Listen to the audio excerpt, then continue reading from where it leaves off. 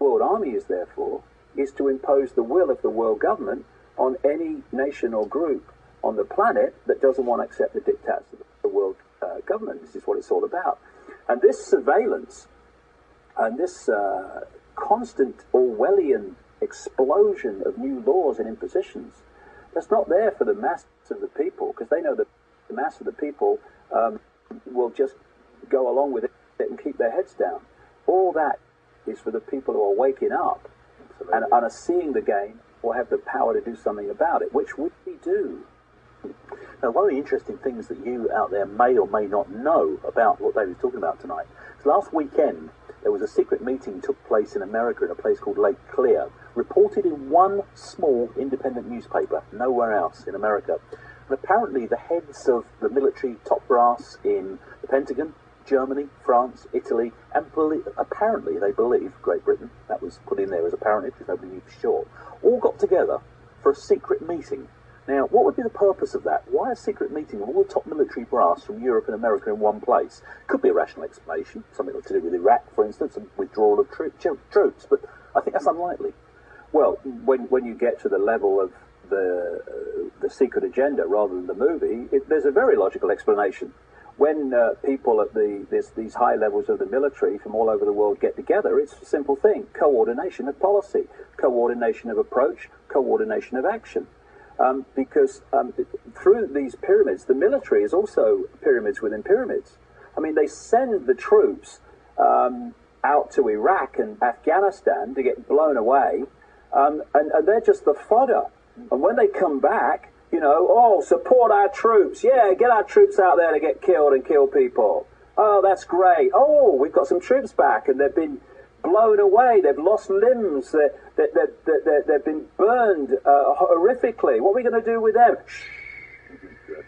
Hey, want a pension? Oh, not sure about that. Well, compensation? Oh, not sure about that. There's a lot in it. And all the rest of it. So that's the level of the bottom of the pyramid in the military. But you start going up, and those people fighting at that level, they think they're fighting terrorists in Iraq. They think they're fighting terrorists in Afghanistan. When you get up to this level, with the kind of level that you're talking about, those people know far more about what the agenda is, and the fact that it is a coordinated agenda to take the planet over. And to do that, if you want a world centrally controlled tyranny, you have to centralize power, and that includes in the military, and that's what these sort of meetings are all about. Well, fulfilling the intent, that's what it's all about, and bringing the power back. How do we do that, David? Well, the thing is, Ross, that there's two ways of looking at a problem. You can try to find a solution to it, or you can remove the cause of it. And removing the cause is by far the most efficient way of doing it, because we're drowning in solutions. What is the cause of the problem that allows a few people to control 6 billion? 6 billion daily, by the minute, give their power away to the few they don't even know exist. They give it away by believing that they are their body, and therefore, once you identify with Charlie Smith or Ethel Jones, you're identifying with a sense of limitation, with a sense of powerlessness, with a sense of little me. So we need to move our point of observation for a start from the body is who we are to the body is our experience, and we are consciousness, infinite consciousness, pure genius, having an experience. And if you get so caught in body consciousness, and the five sense awareness is basically your only way of decoding and perceiving the world, you cut yourself off from the full magnitude of who you are, and basically, instead of you infinite consciousness, that which leaves the body at what we call death, that which near-death experiences are having and being aware of when they leave the body, what they really are, infinite consciousness. And they talk about how their minds and consciousness massively expands to multiple levels once they leave the body. Why? Because the body operates like a telescope. It takes us down and focuses in a tiny range of frequencies, which we call this reality. That's fine, it's an experience. But if you get so caught in this reality that you identify the vehicle with you, you cut yourself off from the true magnitude of who you are. Now, this whole conspiracy is based on getting people into that state, because once they're in that state, they become a herd of sheep, basically, and controllable and manipulatable. Once you move your point of observation, and I've done it, and I've seen others do it, and really, I can't emphasize this enough. People say, what do we do? You know, oh, it's so hard, and I have to sit cross-legged in India for years and meditate. No, no. You just have to move your point of awareness and your point of self-identity and live it from I am Ethel Jones to I am infinite consciousness having experienced as Ethel Jones. I tell you, your whole life will change when you do that.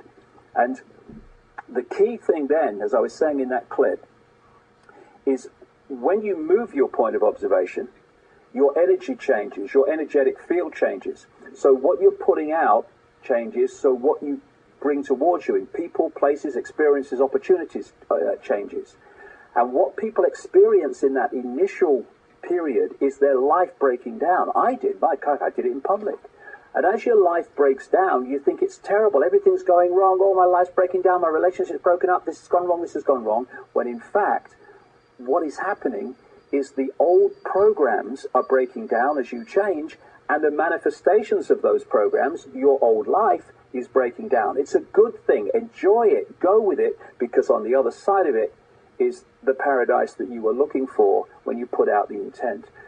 Life presents your greatest gifts so often, it has for me, as your worst nightmare. But with hindsight, you realize it wasn't your worst nightmare. It was your greatest gift. It's like every cloud has a silver lining. Now, we've got just about a minute left, so I'm going to ask you this very quickly. There's 3 or 4 people all here texting in with the same question. How can we do something about this? How can we make change? I've just said the first thing we need to do. Einstein said, quite rightly, words to the effect of, you cannot solve problems with the same level of consciousness that created them. And that's what we've been doing because of the way that our consciousness has been suppressed. You have a political party with a certain political consciousness, and they do this. Another party replaces them with the same kind of consciousness. It's got a different name, but they do the same. That's why nothing changes. We need a consciousness shift, and that means moving our point of observation. And once you do that, you become aware of your best contribution to making a difference.